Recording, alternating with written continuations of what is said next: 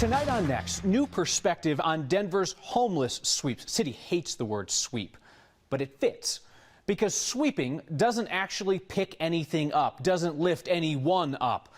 Sweeping just moves something from one spot to another. In the case of Denver, the sweeps move people, moves them out of the trendy neighborhoods near Lodo and into a new spot that our Steve Steger found. Where do you go when you have nowhere to go? Ask the folks who used to call the sidewalks of the ballpark neighborhood home.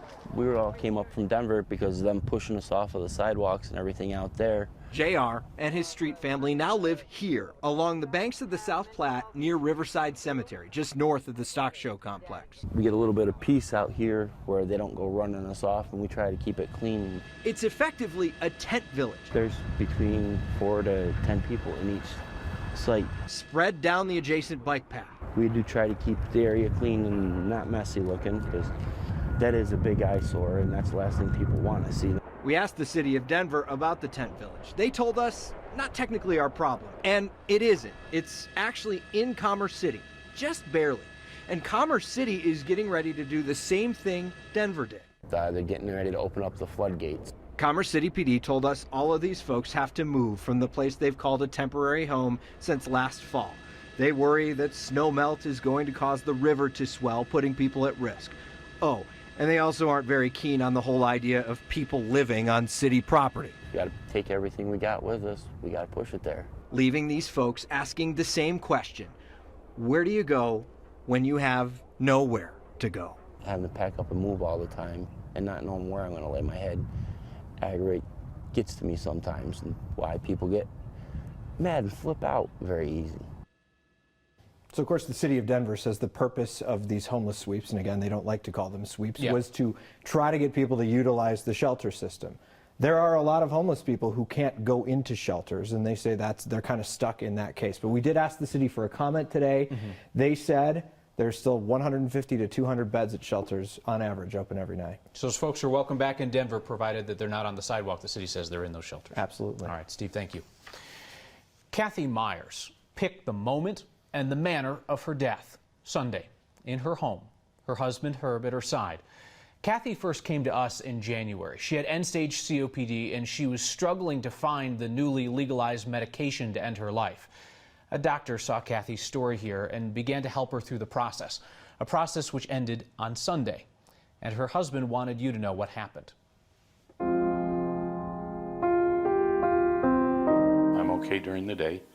At night, once it starts getting dark, it's like the whole world kind of closes in a little bit, and that's when I miss her the most. I guess we first met when we were about 4 or 5 years after high school. We met again, and I asked her out. She was originally diagnosed with COPD about 10 years ago. And the doctor at that time told her if she didn't quit smoking, that she had about 3 years. Things didn't get bad until about 5 years ago. When Proposition 106 came on the ballot, we were both big supporters of it. She knew that she wasn't going to make it a lot longer. So Sunday, I made sure that she didn't have any of her pain meds, because I wanted her mind as clear as possible so that I knew this is what she wanted. I went and started to mix the drug up. You have to take all the capsules apart. My hands were shaking and I had a knot in my stomach. Once it was mixed, I brought it in, and her bed was right there in the middle of the floor. She drank it down really fast. We held hands, and she laid back on her pillow, and within about 2 minutes, her grip on my hand let up, and I looked up and I never saw her take another breath.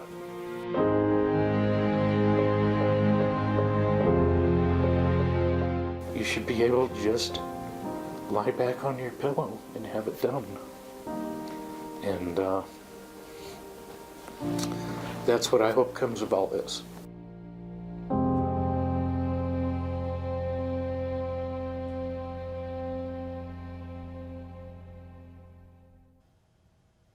Kathy Meyers was 62. She chose not to turn 63 on Monday. She specifically selected a day for her death that didn't overlap with any family birthdays or any special occasions. Kathy's assisted suicide is the first we've heard of in Colorado since that new law took effect in December, but it is quite possible that other families have gone through the same thing privately. Next year, we'll learn how many prescriptions were written and how many of them were filled, but we will not learn how many of the folks actually took them. That will remain private. Death certificates will list the cause of death as the person's terminal illness. Judge Neil Gorsuch of Colorado begins his Supreme Court confirmation hearings Monday. Democratic Senator Michael Bennet will join Republican Senator Cory Gardner in introducing Gorsuch, but Bennet still won't say if he will support him. Bennett's office tells us he's undecided. Our politics guy, Brandon Rittiman, asked Meet the Press moderator Chuck Todd today why Senator Bennet still won't commit. What is in it for Bennet to tap dance around that question at this point? Look, I think this is a very difficult thing for a guy like Michael Bennet for this reason. The Michael Bennet of 2 years ago, where the politics were a little bit different and the base was a little less energized, probably would feel more comfortable sharing that he might have an open mind on Gorsuch. I think right now the Democratic base is so hot and perhaps so hostile to any sort of bipartisanship right now or any sort of helping of the quote-unquote other side that I think it's just, and that's why Colorado Republicans know this, and that's why they're trying to create this public wedge between Senator Bennet and perhaps the Democratic base. Sounds like you think he's seriously weighing this then. Like, you know, it's a Colorado guy after all. Well, there's that. He's a Colorado guy. That's number one. Okay. Number two, I think he takes seriously about this idea of do you threaten a filibuster and then see the tool taken away by Republicans. So I think all of this is weighing on Michael Bennet in a unique way that no other Democrat faces, simply because this is a Colorado native and somebody who is well respected on both sides of the legal aisle. And Senator Bennet's likely also weighing the potential implications of triggering the nuclear option, because Republicans have said that if Democrats try to filibuster Gorsuch, then Republicans would use the so-called nuclear option to end that filibuster and hence change the way that these nominations are handled. When we told you this week that the Rockies are running up on the end of their Coors Field lease, it'll get sorted out. A bunch of you and a bunch of us were surprised to hear that Coors doesn't pay a dime anymore to have its name on the ballpark. And our Aaron Matus found out why. When Denver was scrambling to be home of a new National League expansion team in the early 90s, building a baseball stadium was part of the deal. Coors Field is now the third oldest in the National League, and fun fact, Coors does not pay a dime to keep its name on the building. They did pay $15 million to name this building Coors Field forever, and not another dime since to keep their name up at 20th and Blake. When that deal was made, no other Denver stadiums had sponsorships. Mile High was old Mile High, and Pepsi Center was still the old McNichols Sports Arena. Money for naming rights is generally spent on stadium upgrades. There's going to have to be a way to figure out how to fund stadium upkeep, because we do not have the luxury of a new venue naming rights agreement. We went to marketing professor Darren Duber-Smith to find out what the Coors name on this building should actually be worth. Baseball stadiums don't tend to fetch as much money for some reason as football stadiums, maybe between $2 and $3 million a year. And then you'd sign a deal probably for 20, 25 years. In 2001, the Broncos sold 20 years worth of Mile High's naming rights for $60 million. Between Invesco and Sports Authority, the Broncos only got $40 million. That money's used to maintain and upgrade the stadium. As we reported earlier this week, the Rockies estimate maintenance and upgrades to Coors Field will cost $7 million a year for 30 years. The team has offered to cover that cost with a new lease and the purchase of this parking lot next to the stadium, which the Rockies owners would then develop and likely profit from. It really sounds like they're just trying to make it a creative way to make it so that the fans really don't have to pay for this.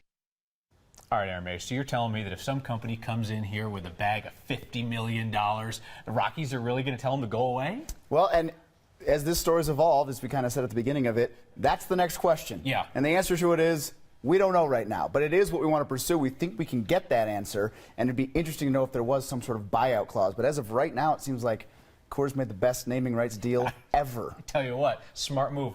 You're welcome here anytime. You don't have to dress up, though, just so you know. Whenever you're comfy in sweats. Anytime I'm around Mr. Clark. All right, very good. Aaron Matus, thank you.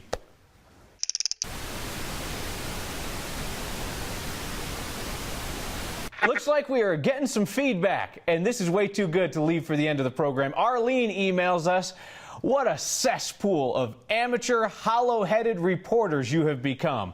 None of you have an original idea of your own, and you only show the total lunacy liberals. Thank God for Fox News. I never have to watch your stupidity again. You know what they say, you can't fox stupid." Is that what they say, Bruce? They say you can't fox stupid. I've been saying it wrong this entire time. I've never heard that. I've never heard that as well. All right, Arlene, you showed us you can't fox stupid. Next rolls on after this. These foxy people are out engaging in some type of cultural ritual at Beer 30 this morning. Plan to get in your runs as Colorado's ski season begins to trail off, like the crew that hit 1 million vertical feet in a day. And we'll examine another reason why they hate us: the media's over-reliance on anonymous sources. Next. I'm going to do this one in the super newsy voice, okay?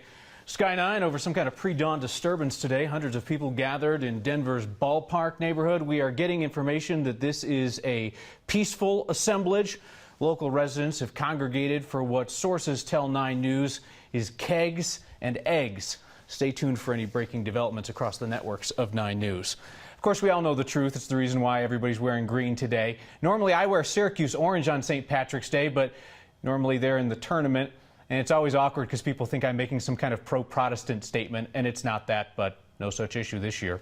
Recommend we all read up on the history of green. Time magazine has an interesting article about how the color green became associated with St. Patrick's Day in Ireland. And you know, Ireland was once known for the color blue before green because Henry VIII's flag was blue. Wearing green on St. Patrick's Day dates back to the 18th century. It's an interesting history lesson from Time magazine. We'll throw it up on the next section of 9news.com later tonight.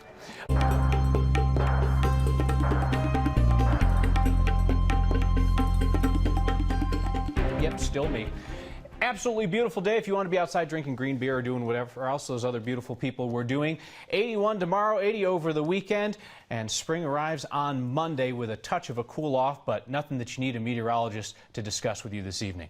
The most Colorado thing we saw today: a group of 20 skiers from Six Pack Sports in Denver that did a ton of skiing this weekend. On Tuesday, the group skied at Keystone, first chair to last chair of the day, 12 hours straight on the mountain, and they racked up 2.1 million vertical feet. We asked our resident ski expert here, Nelson Garcia, to give us some context on a number like that. And Nelson tells us that each of those 20 skiers covered about 5 times a normal ski day in order to get that number under their belt. The group raised $10,500 for Big Brothers Big Sisters Sports Buddies program in the process. The popular music festival Riot Fest is not coming back to Denver this year. That announcement came today. It became difficult to organize the event here because the head of Riot Fest passed away last year. Have some co-workers in the building who have been to every single Riot Fest in Colorado, and today offered this ode. Thank you, Riot Fest. Thank you for the first year you rolled through Colorado. It was a muddy fun mess. Thank you for bringing through bands like The Replacements, Iggy Pop, The Cure, Run DMC, and introducing a younger generation to music icons. Thank you for bringing local acts to the stage. They told us being part of your music festival meant the world to them. Thank you for giving us the opportunity to meet fellow music lovers from all walks of life. Music lovers willing to spend 3 days in rain, heat, dust storms, and other people's sweat just to hear their favorite band play. We're so sorry to hear about the loss of your co-founder, Sean McHugh, and we'd personally like to thank him for helping bring Riot Fest to Denver. As the Riot Fest family continues to heal, the Mile High City hopes to see you again someday.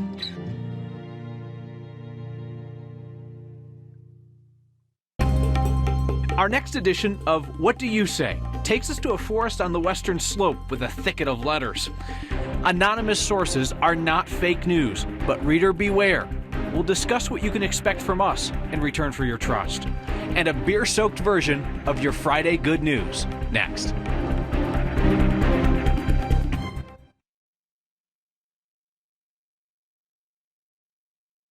Been a while since we played What Do You Say to settle a pronunciation debate. Kurt Aiken wanted to know how to pronounce the name of the national forest near Montrose. Starts with a U, ends with a pile of other letters. It's St. Patrick's Day, so naturally we called a bar, R&R Sports Bar, that sits on a street in Montrose with the same name as the forest. I'm the bartender. My name's Todd. We pronounce it uncompagre. It's spelt weird, that's for sure. Pretty much, I'm a local, so we pretty much everybody says it the same way. That I know of. Uncompagre is a Ute Indian word. It's also the name of a peak in the San Juan Mountains. If you want to send us off in search of the proper local pronunciation of a place in Colorado, maybe settle a debate, a friend or family member, you can email us next@9news.com or get our attention with the hashtag #HeyNext. As we've been saying, this is Sunshine Week. 1 week a year when journalists ask for your support, increasing access to public records so that we know what's going on with government. But this is also about give and take, and we need to acknowledge an issue of transparency on our end. Poynter Institute journalism scholar Bob Steele talked with me this week about the pros and cons of anonymous sources. Done wrong, they are one more reason why they hate us. Well, there are times when journalists need to use an unnamed source in a story. Ideally, that's a confidential source, somebody that the reporter and the reporter's editor or executive producer knows the name of that source and knows a good deal about that source. So it's verifiable by more than one person, and the information that source is providing is vital, vital to the story and essential to the reporting process. It's a danger when journalists do not use those proper sources properly. And I think we overuse and misuse confidential sources. The process can often be weak. Too often reporters too quickly give confidentiality to a source before you really know if you need to give confidentiality to that source. Bob did a good job of describing our process here at 9 News. That is what you can expect from us when we're working through that process. You can watch our entire panel discussion, Finding Truth in an Age of Alternative Facts. It's posted on the Next Facebook page. We will finish this Friday, as always, with your good news, but for the first time, from a bar. Because, of course, plus your feedback next.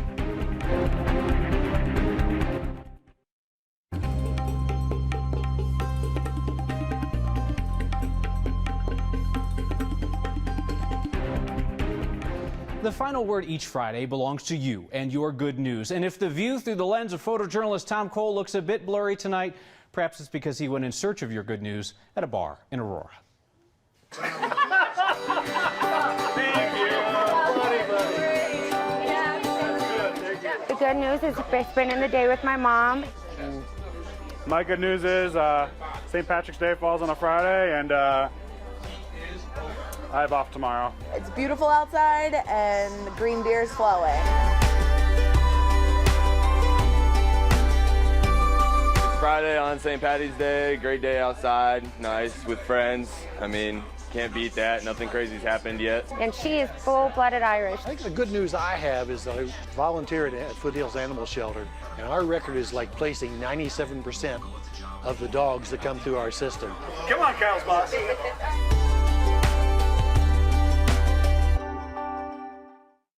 Photojournalist Tom Cole, the guy with the picture up in front there. He's also the one who brought us the story of Kathy Meyers, who chose to end her own life. And Sabrina Slater wrote to us, Kathy was one of the nicest people I ever met. She struggled for so long. I hate she passed, was glad she is no longer in pain. Chris and Pamela sent us an honest-to-goodness card this week. Instead of next, one small step for news, huge step or leap for innovation in the news. Very kind, Chris and Pamela. Thank you so much. We will continue to look to find new ways to get us thinking about what impacts us all. See you next time.